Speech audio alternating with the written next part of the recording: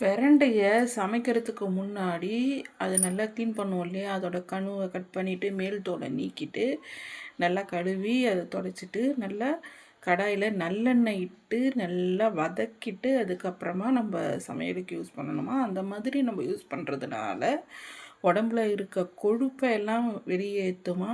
அது இல்லாமல் உடம்புல இருக்க தேவையில்லாத நீரை எல்லாம் வெளியேற்றுமா. அதுவும் இல்லாமல் 300க்கும் மேற்பட்ட உடல் சம்பந்தமான நோய்களுக்கு இது ஒரு தீர்வை கொடுக்கும் அப்படின்னு சொல்லிட்டு படித்தேன்.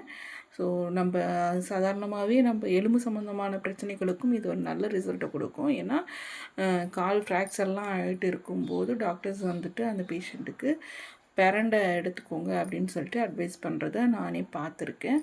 ஸோ பிரண்டை வந்துட்டு அது க்ளீன் பண்ணுறது இந்த ப்ராசஸ்லாம் கொஞ்சம் கஷ்டமாக தான் இருக்கும். இருந்தாலும்